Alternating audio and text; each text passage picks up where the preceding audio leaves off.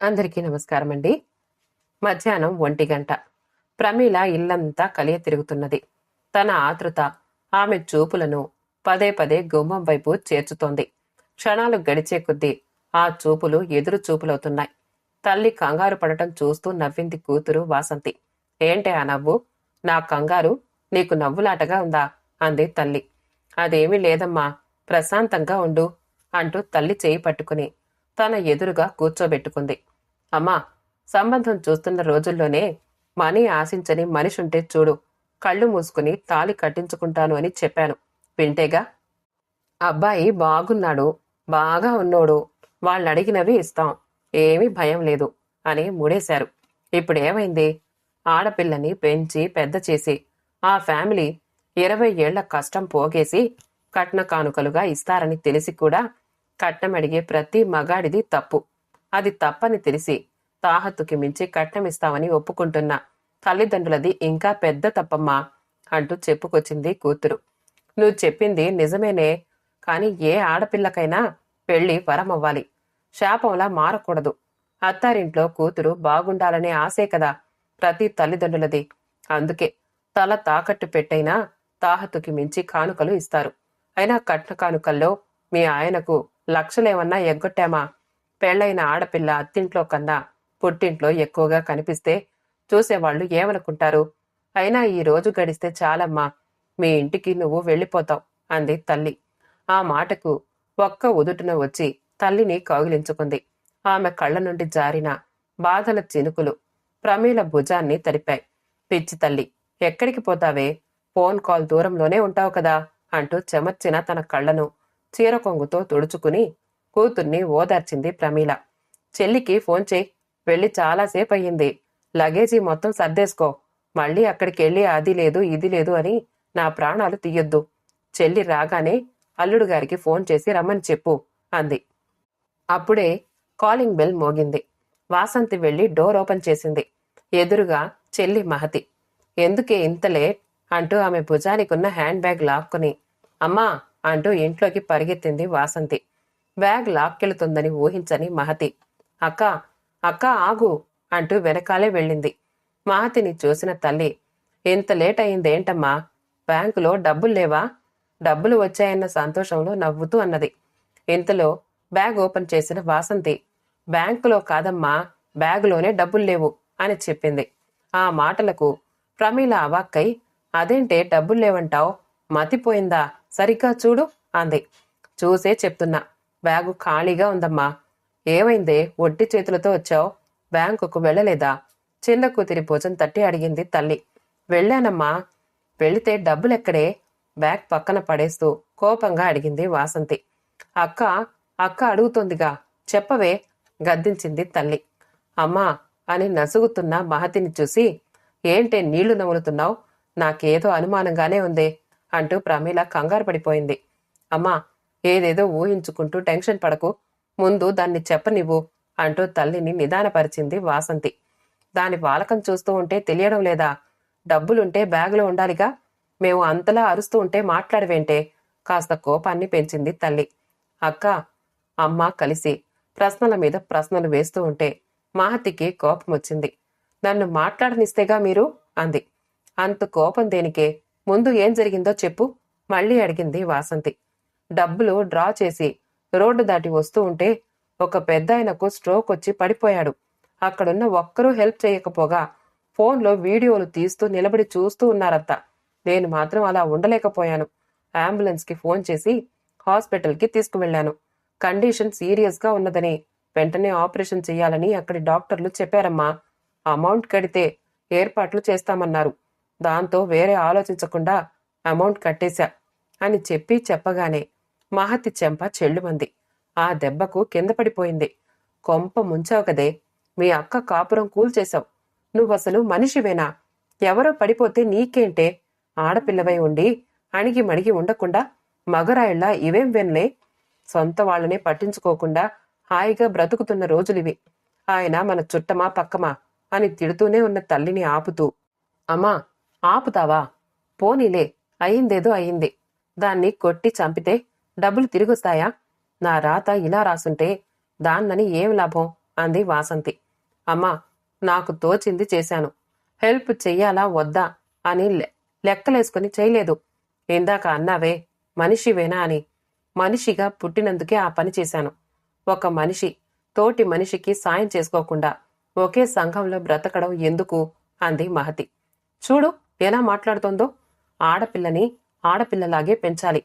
కొడుకుల్లేని లోటు తీరుస్తుందని గారాబం చేస్తే సంఘసేవ చేస్తోంది అంటూ వాపోయింది తల్లి. అక్క, నేను చేసిన పనికి క్షమించు. అమ్మ కోపంలో అర్థముంది. చీటీ కట్టి రెడీ చేసిన డబ్బుల్ని బావగారికి ఇవ్వాలి అనుకున్నారు. ఆ డబ్బుపైనే నీ జీవితం ఆధారపడుతుంది. కాని నాకు ఆ టైంలో ఒక ప్రాణమే ముఖ్యమని అనిపించి అలా చేసేశా అంది. చెల్లి మాటల్లో మర్మం అర్థమైన వాసంతి, పోనీలేవే, మంచి పనిగా చేశావు. ఒక ప్రాణం నిలబెట్టావు. కట్నం ఆశిస్తూ కట్టుకున్న వాళ్లని హింసిస్తూ చంపేస్తూ పుట్టింట్లో వదిలేసే భర్తలున్నారు. అలాంటి వాళ్లతో ఏ భార్య మనస్ఫూర్తిగా కాపురం చేస్తుంది? ఒక మనిషి ప్రాణం కాపాడిన నీ మనసు ఎంతో గొప్పది. నిన్ను చూసి గర్వపడాలి. నా సంగతి నేను చూసుకుంటాలే అని చెల్లిని సమాధానపరిచింది. బాగుందమ్మా వరస. దారిన పోయే దానయ్యకు సొమ్మంతా ధారపోసొస్తే గొప్ప పని చేశావని చెప్తున్న అక్క ఇంకా గొప్పది. రానియండి, మీ నాన్న వచ్చాక చెప్పుకోండి. చెల్లి మదర్ తెరీసా, అక్క సతీ సావిత్రి. కర్మ అంటూ తల పట్టుకుంది ప్రమీల. రాత్రి 10 గంటలు. భర్త రాజారాం ఇంటికి రాగానే, వచ్చారా? ఫోన్ చేస్తూ ఉంటే తీయరు అంటూ గయ్యన లేచింది ప్రమీల. డ్రైవింగ్లో ఉన్నానే, పైగా వెనకాల ప్యాసింజర్స్ ఉన్నారు. డ్రైవింగ్ చేస్తూ ఫోన్ మాట్లాడతారా? తర్వాత చేద్దామనుకున్నా, ఇంతలో ఛార్జింగ్ అయిపోయింది. ఇదిగో ఇలా వస్తూనే ఉన్నా. అన్నం వడ్డించు, ఆకలిగా ఉంది. అవును, పిల్లలేరి? తిన్నారా? పడుకున్నారా అంటూ అడిగాడు రాజారాం. వాళ్ళు తినకపోయినా ఊళ్ళో అందరి కడుపులు నింపి వస్తారులే. అప్పుడే వాళ్లకు కడుపు నిండుతుంది. ముందు మీరు తినండి అంది కోపంగా. భార్య మాటల్లో వ్యంగ్యాన్ని పసిగట్టి, ఏమైందే, పిల్లలు భోంచేశారా అని అడిగితే ఏదేదో మాట్లాడుతున్నావు, మతిగాని పోయిందా అన్నాడు రాజారాం. ఆ, మతిపోయే మాట్లాడుతున్నా. విషయం తెలిస్తే మీకు పోతుంది మతి అంది. అబ్బబ్బా, ముందు సంగతేంటో చెప్పు అన్నాడు భోజనానికి కూర్చుంటూ. మీ ముద్దుల చిన్న కూతురు అల్లుడు గారికి ఇద్దామనుకున్న ₹1,00,000 ముక్కు మొహం తెలియని వాణ్ణి హాస్పిటల్లో అడ్మిట్ చేసి బిల్లు కట్టి లోక కళ్యాణం చేసొచ్చింది. లోక కళ్యాణం అని 2 సార్లు ఒత్తి పలికింది. ఆ మాటతో రాజారాం గబుక్కున లేచి మహతీ అంటూ గట్టిగా పిలుస్తూ బెడ్రూం వైపు కదిలాడు. భర్త పిలుపుతో భయపడ్డ ప్రమీల వెనకే నడుస్తూ, నేనే కొట్టాను, మీరేమి అనకండి, చిన్నపిల్ల, తెలుసో తెలియకో అంటూ ఉంటే అవేవి పట్టించుకోకుండా, మహతి, వాసంతి, తలుపు తీయండి అని పిలుస్తూనే ఉన్నాడు. బెడ్ పైన కూర్చున్న అక్కా చెల్లెళ్ళు భయంతో ఒకరినొకరు చూసుకుంటున్నారు. బయటి నుంచి రాజారాం తలుపు కొట్టడం ఆపలేదు. ధైర్యం తెచ్చుకుని మహతి డోర్ తీసింది. లోపలికొచ్చిన ప్రమీల, అక్కడే ఉన్న వాసంతి భయంతో ఏం జరుగుతుందో అని చూస్తున్నారు. అది నాన్న, అక్కడున్న పరిస్థితిలో నాకు ఆ హెల్ప్ కరెక్ట్ అనిపించింది, చేసేశాను, క్షమించండి అంది మహతి. కూతురి భుజాలు పట్టుకుని, ఇప్పుడు ఆ పెద్దాయన పరిస్థితి ఎలా ఉందమ్మా అంటూ ప్రేమగా అడిగాడు రాజారాం. తండ్రి అలా అడిగేసరికి రిలాక్స్ అయ్యి, ఓకే నాన్న, బాగున్నాడు. ఆ విషయం తెలిసాకే నేను ఇంటికొచ్చాను నవ్వుతూ చెప్పింది. బాహుబలి యుద్ధమే జరుగుతుంది అనుకున్న ప్రమీల, వాసంతి అక్కడి సీన్ చూసి షాక్ అయ్యారు. ప్రమీల కల్పించుకుని, బాగుంది, కన్నబిడ్డ కాపురం కన్నా తెలియని వాళ్ల ప్రాణాలు మీకు ముఖ్యమయ్యాయా అంది. అల్లుణ్ణి బతిమాలి సర్దుబాటు చేద్దాంలే. అంతమందిలో మన కూతురికే ఆయన్ని రక్షించాలన్న ఆలోచన వచ్చింది చూడు, అదే మానవత్వం. మానవత్వం ఉన్న మనుషులు ఎవ్వరు ఆపదలో ఉన్నా చూస్తూ ఉండరు. ఏం చేయడానికన్నా సిద్ధపడతారు. అది వాళ్ల గుణం, దేవుడిచ్చిన వరం. అలాంటి వాళ్లను గౌరవించాలి. మహతి చేసింది అదే. ఒక నిండు ప్రాణాన్ని కాపాడింది. ఇది బాధపడే విషయం కాదే అన్నాడు. పైసా పోగేసినవి ఎవరికో ధారాదత్తం చేసొచ్చింది. కాని మీరు ఒక్క మాట కూడా అనలేదు. పైగా సహాయం చెయ్యాలంటే రక్త సంబంధం ఉండాలా? ఒకరికొకరు తెలిసిన వారైతేనే సాయం చెయ్యాలా? మనిషికి మనిషి సహాయం చేసుకోకుండా బ్రతకడం ఎందుకు? దండగా అంటూ పెద్ద పెద్ద మాటలు మాట్లాడింది. అయినా మీరేంటి ఉలకరు పలకరు? నా పాటికి నేను వాగుతూనే ఉన్నా, మీ పాటికి మీరు తింటూనే ఉన్నారు అన్నది. భర్తకు భోజనం వడ్డిస్తూ. ఆపుతావా నీ గోల? అది చేసింది మంచి పనేగా. కాకపోతే మన డబ్బులు పోయాయి. పోతే పోనీలే. అక్కడ ఒక మనిషి ప్రాణం. పైసలంటే మళ్ళీ సంపాదించుకోవచ్చు. ప్రాణం పోతే తిరిగి రాదు. ఒకరి సహాయం పొందిన మనం ఇలా సహాయం తప్పంటూ రాద్ధాంతం చేయడం ధర్మం కాదే. ముందు నువ్వు తిను అంటూ భార్య పళ్ళెంలో భోజనం పెట్టి, గుర్తుందా మన మహతి పుట్టినరోజు? ఆ మాట వినగానే ఆమె గుండెల్లో ప్రకంపనలు రేపిన సంఘటన తాలూకు నీడలు కళ్ల ముందు కదిలాయి. 20 ఏళ్ల క్రితం జూన్ నెల అర్ధరాత్రి దాటిన తర్వాత కుండపోతగా వర్షం. ప్రమీలకు నొప్పులు మొదలయ్యాయి. ఆమె బాధతో పెట్టే అరుపులకు ఉలిక్కిపడి లేచింది. 2 ఏళ్ల వాసంతి. అప్పుడే వచ్చిన రాజారాం నొప్పులతో విలవిల్లాడుతున్న భార్యని, ఏడుస్తున్న కూతుర్ని ఆటోలో ఎక్కించుకుని హాస్పిటల్కి బయలుదేరాడు. ఇంటికి ప్రభుత్వ ఆసుపత్రికి చాలా దూరం. ఆటోను వేగంగా నడుపుతున్నాడు. ప్రమీళ సొమ్మసిల్లిపోతూ ఉంటే, వచ్చేశాం, కాస్త ఓర్చుకో అంటూ వెనక్కి ముందుకి చూసుకుంటూ ఆటోని పోనిస్తున్నాడు. వర్షం ఇంకా పెరిగింది. రోడ్లన్నీ జలమయం. పైగా కరెంటు లేదు. గాలి, వాన, మెరుపులు. అంతలో మళ్ళీ ఓసారి వెనక్కి తిరిగి, ఇదిగో వచ్చేశాం అని చెప్పి ముందుకు తిరిగేలోపు వర్షం నీళ్లతో నిండి ఉన్న మ్యాన్ హోల్లో ఆటో ముందు చక్రం దిగబడి ఆటో బోల్తా కొట్టింది. ముగ్గురు చెల్లాచెదురుగా పడ్డారు. వాసంతి ఏడుపు, ప్రమీల అరుపులు ఆ వర్షంలో కలిసిపోతున్నాయి. బిడ్డని, భార్యని రక్షిద్దాము అనుకున్న రాజారాం కాలు విరిగి లేవలేకున్నాడు. పాక్కుంటూ వచ్చి కూతుర్ని అక్కున చేర్చుకున్నాడు. అర్ధరాత్రి కావడంతో రోడ్డుపైన వాహనాలు తిరగడం లేదు. ఒకటి అరా కనిపించినా ఎవ్వరూ సాయానికి రావడం లేదు. అప్పటికే ప్రమీల స్పృహ కోల్పోయింది. కొద్దిసేపయ్యాక ఒక కారొచ్చింది.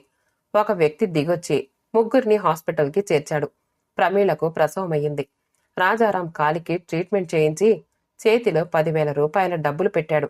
రాజారాం అతనికి చేతులెత్తి మొక్కి, దేవుళ్లా వచ్చి కాపాడారు. ఎంతోమంది మా అవస్థలు చూశారు కాని ఎవ్వరిలోనూ చలనం లేదు. మేము మీకు తెలియకపోయినా కాపాడారు. మీరే మా దేవుడు. మీ రుణం ఎలా తీర్చుకోను? ఇప్పటికే చాలా చేశారు. ఈ డబ్బులెందుకు? వద్దు సార్ అన్నాడు. నాకు తోచిన సాయం చేశారు. సహాయం చేయడానికి ఒకరికొకరు తెలుసుండాలా? రక్త సంబంధం కలిసుండాలా? మనుషులకు మనుషులే సహాయం చేసుకోకుంటే ఎలా? అలాంటప్పుడు ఈ సమాజం ఎందుకు? నువ్వెందుకు? నేనెందుకు? ఈ సంఘంలో బ్రతకడం దేనికి? అని చెప్పి ముందుకు కదిలాడు. అన్నం కలుపుతూ జ్ఞాపకాల్లోనే ఉన్న భార్యను అన్నం నోట్లో పెట్టడం లేదంటూ తట్టాడు రాజారాం. జ్ఞాపకాల్లో నుంచి బయటికొచ్చి, తింటున్నా అంది ప్రమీల. వారం గడిచాక ఒకరోజు ఉదయం రాజారాం ఇంటి ముందు ఒక కారు వచ్చి ఆగింది. అప్పుడే బయటికి వెళుతున్న రాజారాం దాన్ని చూసి ఆగిపోయాడు. ఆ కారులో నుంచి ఒక పెద్దాయన దిగాడు. రాజారాం దగ్గరకొచ్చి, బాబూ, ఇక్కడ మహతి అనగానే, నా కూతురే మీరు అంటూ అతన్ని పరీక్షగా చూశాడు. ఆశ్చర్యం. తాము ఇన్నేళ్లు దైవంగా కొలుస్తున్న వ్యక్తే అతను. సార్, మీరా ఇక్కడ అంటూ అడిగాడు. నేను మీకు తెలుసా?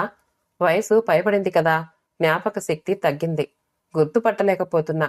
మేము బతికున్నామంటే మీ దయనే.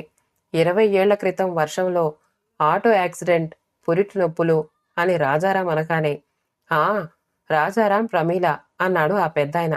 రండి రండి అంటూ అతని చేయి పట్టుకుని ఇంటి లోపలికి తీసుకొచ్చాడు. కూర్చోండి అని కుర్చీ చూపించాడు. ప్రమీల, గుర్తుపట్టావా? మహతి పుట్టినరోజున మనల్ని కాపాడినా అంటూ చెప్పగానే వెంటనే పెద్దాయన కాళ్లకు మొక్కింది ప్రమీల. ఏం తీసుకుంటారు బాబాయ్ గారు? టిఫిన్, టీ అంటూ అడిగింది. అవేమీ వద్దమ్మా, అన్నీ కానిచ్చాను. ఇంతకు మహతి అని పెద్దాయన అనగానే రాజారాం, ప్రమీల ఆశ్చర్యపోయారు. మహతి ఈయనకు ఎలా తెలుసు అని. మహతి, ఇలారా అని పిలిచింది ప్రమీల. గదిలో నుంచి వచ్చిన మహతి పెద్దాయన్ని చూసి, తాతగారు మీరా? మీరిక్కడ? ఎలా ఉంది మీ హెల్త్ అంటూ దగ్గరికొచ్చింది. బాగుంది తల్లి. కొడుకులు పుడితే జీవితానికి కొదవలేదు అనుకున్నా. నా బిడ్డలకు నేను పాతబడిపోయానని వదిలేశారు. ఆడపిల్లవైనా, అందులో చిన్నపిల్లవైనా నీలో చేతులెత్తి మొక్కే సంస్కారం, మానవత్వం నిండుగా ఉన్నాయి. దేవుడి ఆట గొప్పది. నువ్వు పుట్టినప్పుడు నా చేత మీ అమ్మా నాన్నలకు సాయం అందించాడు. ఇప్పుడు నాకు పునర్జన్మ ఇవ్వడానికి నిన్ను పంపించాడు అంటూ ఆనంద బాష్పాలు రాల్చాడు. విషయం అర్థమై ప్రమీల, రాజారాం, వాసంతి ఒకరినొకరు చూసుకుని పూజ గదిలోని దైవాన్ని చూశారు. ఇంతలో వాసంతి ఫోన్ మోగింది.